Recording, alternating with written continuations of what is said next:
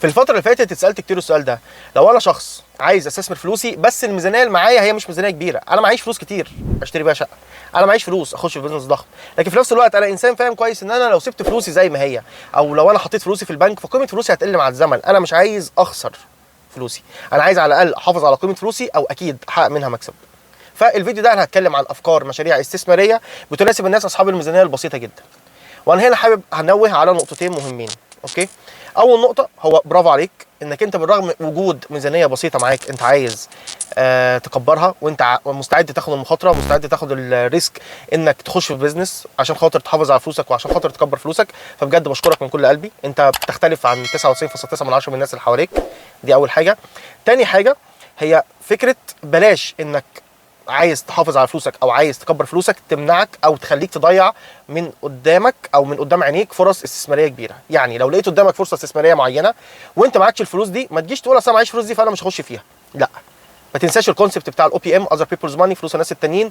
ما تضيعش اي فرصه استثماريه قدامك عشان انت معكش فلوس، روح خد فلوسها من اي حد تاني طالما انت متاكد من الفرصه الاستثماريه دي. وانا عامل فيديوهات كتير هسيبها لكم هنا فوق ان شاء الله في الاي، يعني هتشوفوها موجوده عندي. تمام، بنتكلم على الفكره دي. اساسا هي دي الدنيا اللي حواليك، ما تتكسفش، ما تجيش تقول لا هتكسف اطلب، لا ما تتكسفش تطلب. اللي حواليك كلهم اللي بنوا المشاريع، انا هنا في اسطنبول المشاريع الضخمه دي كلها مبنيه من فلوسنا، مبنيه من قروض من البنك، ما فيهاش فيها احراج. هو العالم ماشي كده، هو البيزنس ماشي كده، ما فيش فيها احراج ولا فيها حاجه عيب ولا فيها حاجه حرام ولا فيها اي حاجه. خد، شايف قدامك فرصه استثماريه معينه، روح خد فلوسها من ايا كانت جهه طالما انت ضامن الفكره الاستثماريه وانت فاهم الموضوع ده. خش، ما تضيعش من ايدك اي فرصه استثماريه عشان خاطر انت الميزانيه اللي معاك ما تكفيش المشروع ده. نرجع لموضوعنا بقى، هنتكلم عن الافكار المشاريع اللي بتناسب اصحاب الميزانيه البسيطه.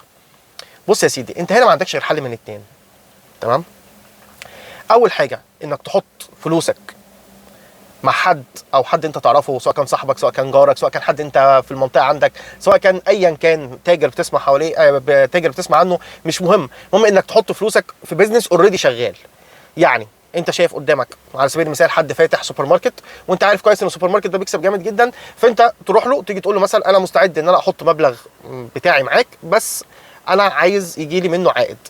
وده الحل الاولاني بالنسبه لاي حد معاه ميزانيه بسيطه، انك ما تخاطرش بيها كلها وانك ما تبتديش كل حاجه من الصفر وانت هتاخد المخاطره كلها من الصفر. لا، اوريدي في بزنس شغال، اوريدي انت عارف ان في بزنس شغال، اوريدي انت عارف ان البزنس ده بيكسب كويس جدا.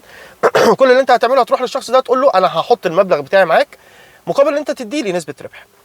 ودي فكره كويسه جدا، بس دي ليها نقطه معينه لازم تفهمها كويس، وهي فكره انت لازم تفهم كويس انك لازم تطلع بنفسك على كل حاجه. يعني ما تروحش تسال على استحياء. يعني الموضوع ده على فكره الكلام يعني الكلام اللي انا هقوله ده انا شفته قدام عيني. تمام، يعني في ناس بتخش مثلا معاها ميزانيه بسيطه بتخش مع حد معاه ميزانيه ضخمه جدا، اوكي، وهو بيقول لك انا عايز استثمر فلوسي معاك.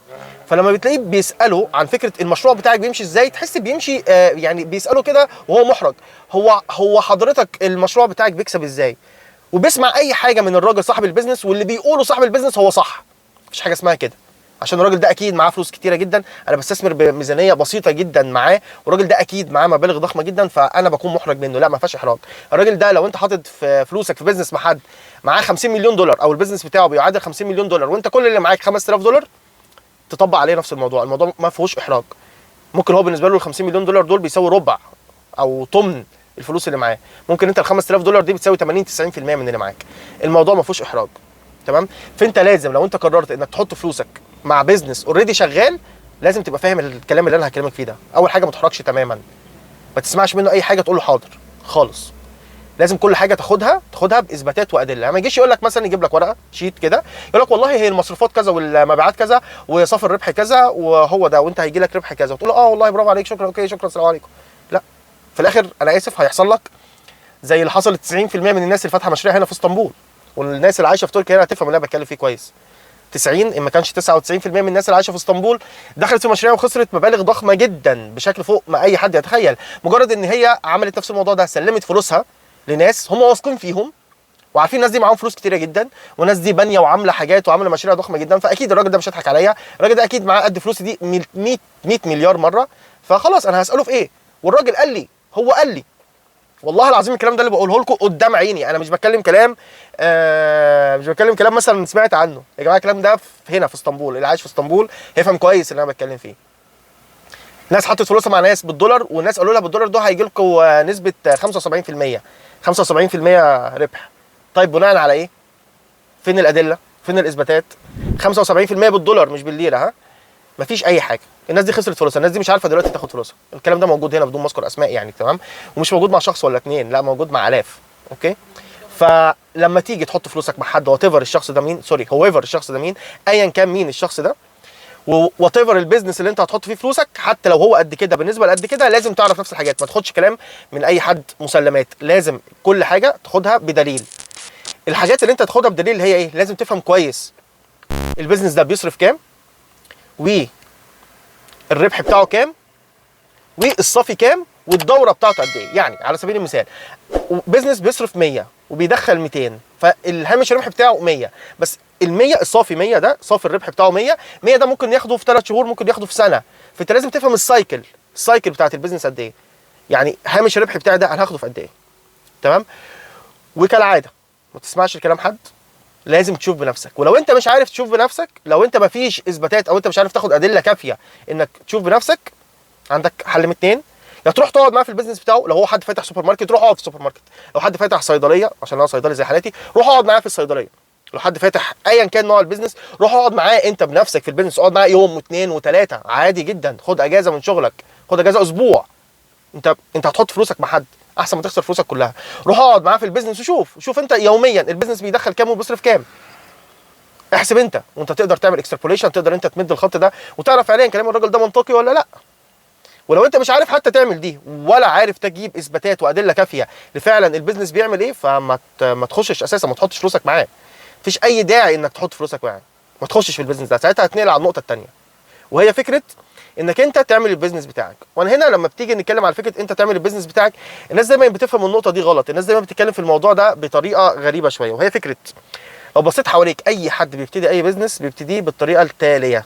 تمام؟ بيبتدي ازاي؟ بيبتدي بفكره انا دلوقتي عايز اعمل بيزنس، باخد لي مكتب صغير جدا، طبعا لان انا ببتدي بيزنس بتاعي، باخد مكتب صغير جدا ايجار، بجيب موظفين او 3، نقول موظفين، ابتدي معاهم البيزنس، وببتدي بصرف اعلانات واصرف تمويل واعمل ويب سايت واعمل ابلكيشن لو هو الموضوع محتاج ابلكيشن، وانا لسه ما دخلتش ولا مليم.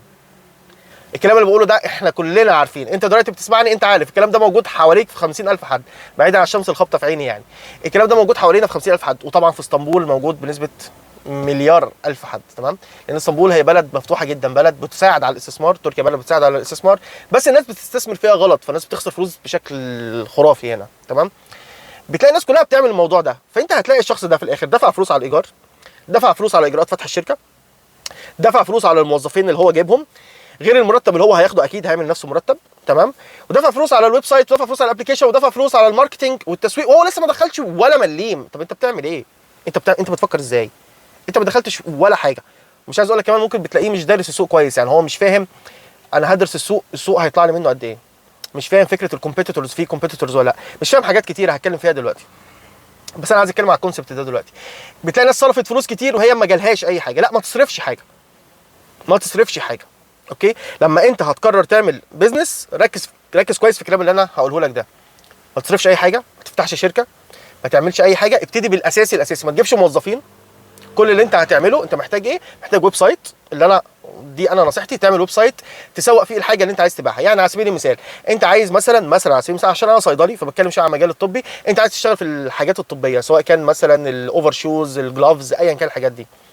بدل ما انت تيجي تروح تشتري بضاعه فعليا حتى لو كميه بسيطه وتحط البضاعه عندك وانت مش عارف انت هتبيع ولا لا، وفي الاخر تخسر فلوسك، ليه تعمل كده؟ ما تفكرش بالطريقه دي. لا، اعمل ويب سايت، اعرض عليه منتجات اوريدي موجوده اساسا في السوق، جلافز اوريدي موجوده. طب انت عارف منين لو حد طلب الاوردر ده تعرف انت تامن له طلبه ده؟ زود هامش ربح بسيط جدا. كل اللي انت هتتكلفه في الموضوع ده هو عباره عن ايه؟ هو عباره عن ويب سايت، والمنتجات اساسا هي مش بتاعتك، المنتجات دي بتاعت ناس تانيين، انت بس مجرد عرفت المصادر بتاعتها هتجيبها منين، لو حد طلب الاوردر عرفت انت هتجيبه منين، وزود نسبه بسيطه جدا على المبلغ.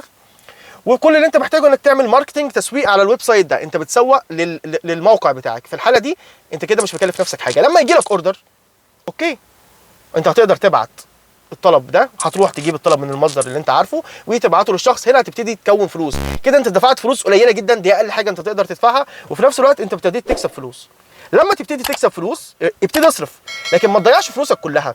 على فتح شركه واجراءات وكل الكلام اللي انا اتكلمت فيه ايه، وكل الكلام اللي انا اتكلمت فيه ده، وفي الاخر انت ما دخلتش حاجه، انت عملت ايه؟ انت كده خسرت فلوسك. اوكي، افهم الموضوع ده كويس. دي اول نقطه لازم تفهمها. تاني نقطه، لازم تدرس الجاب اللي موجوده في الماركت او في السوق اللي انت موجود فيه. اي سوق فيه جاب. وانا هنا على فكره جاب دي مش بقصد بيها انك لازم تدخل حاجه جديده السوق، لا. ممكن حاجه اوريدي موجوده هو ده جاب وفي ناس كتيره شغاله فيه. يعني انت مش لازم لما تقرر تعمل بزنس انك تقول الفكره دي مهريه قبل كده. ايه المشكله الفكره دي مهريه قبل كده؟ انا قدامي هنا كافيه، جنبه كافيه، جنبه كافيه، جنبه كافيه، جنبه 50,000 كافيه او كافي شوب يعني، تمام؟ كلهم بيكسبوا. فكره كافي شوب مش موجوده، موجوده، بس كلهم بيكسبوا، كلهم بيكسبوا. فمش لازم انت تعمل حاجه من دماغك مش موجوده في التاريخ، لان دي ليها مزاياها وليها عيبها. تمام؟ المزايا ايه؟ المزايا طبعا انت بتعمل حاجه جديده خالص، فانت مش هيكون ليك كومبيتيتورز اساسا، مالكش منافسين في السوق اساسا، فدي حاجه كويسه. لكن في نفس الوقت عيبها انك مش هتعرف تدرس الموضوع صح. يعني على سبيل المثال انت دلوقتي لو انت قررت تفتح كافي شوب جديد، سهل قوي تخش على اي كافي شوب تقعد فيه، تعرف الكافي شوب ده شغال ازاي، بيكسب كام، تكلفه القهوه دي كام، ما هو مشغل عنده كام موظف، المساحه اللي عنده ايه، الايجار اللي بيدفعه هنا كام. لو انت قررت تفتح كافي شوب هتعرف. لو انت دخلت سوبر ماركت هتعرف تطبق نفس الموضوع. لو انت دخلت صيدليه هتعرف تعمل نفس الموضوع. دخلت معمل تحاليل هتعرف تعمل نفس الموضوع. المبدا واحد هتعرف تطبقه ايا كان هو فين. تمام؟ لكن لو انت بتفتح حاجه جديده، فكره جديده، انت مش عارف، انت مش ما عندكش منافسين صحيح، لكن انت مش فاهم المشروع ده فعليا بيكلف كام، انت مش عارف الموضوع ده فعليا هيحتاج ايه، مش عارف استجابه السوق ليه ايه. انت فاهم كويس ان استجابه السوق للكافي شوبس عاليه جدا، الناس كلها بتقعد في الكافي شوبس، الناس كلها بتخش تشرب قهوه، بتشرب لاتيه، وبتشرب فرابتشينو وكابتشينو والكلام كله اتشينو ده. تمام؟ لكن انت مش فاهم الفكره بتاعتك اللي انت هتعملها استجابه السوق بتاعها ايه. فانا هنا بقول لك مش لازم تعمل فكره جديده وتقول انا لازم اخترع فكره جديده عشان ما اعملش حاجه الناس كلها عاملاها. لا، اعمل حاجه الناس كلها عاملاها بس اعملها صح. على فكره في ناس كتيره فتحت كافي شوبس وقفلت، ناس كتيره فتحت سوبر ماركتس وقفلت، ناس كتيره فتحت صيدليات وقفلت. في كل حاجه هي كده. اللي بيفرق حد عن حد اكيد توفيق ربنا، بس التوفيق بيجي لما انت تشتغل صح وتفكر صح. تمام؟ فلو انت قررت تستثمر فلوسك وانت معاك ميزانيه بسيطه، عشان الخص عليك الموضوع، ما عندكش غير حل من اتنين. اول حل تحط فلوسك مع حد انت فاهم كويس البيزنس بتاعه شغال وبيكسب، وما تتكسفش، روح اسال، ما تقولش انا هبقى بجح، خليك بجح بفلوسك. لما فلوسك هتضيع، وده بيحصل قدام عيني، بيجي يقول لك والله معيش في الفلوس بتاعتك، اصل والله حصل مشكله، اصل والله حصل ما اعرفش ايه، اصبر شويه ان شاء الله شهر شهرين ثلاثه هدي لك فلوسك، وهو معاه مليارات وانت داخل بملاليم ومش هدي لك الملاليم. قدام عيني الكلام ده، قدام عيني، انا عايشه الايام دي. اوكي؟ بس مش عليا، على ناس تانيين، بس انا عايشه.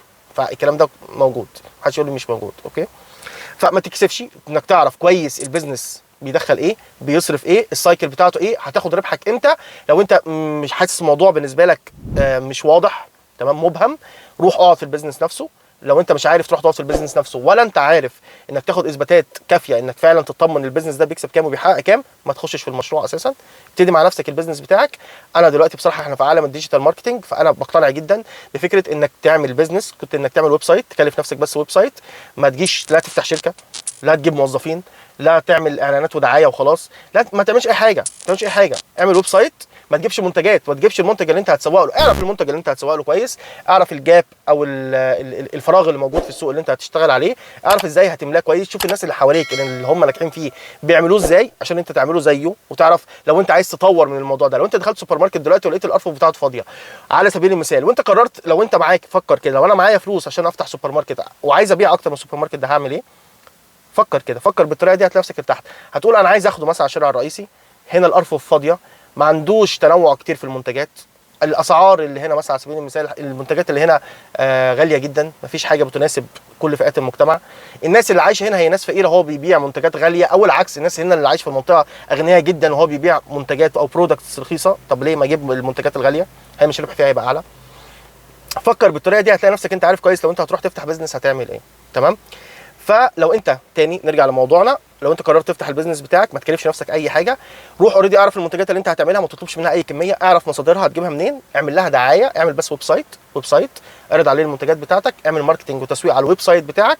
لما يجي لك اوردرز روح المصدر، هات الاوردر ابعته للناس.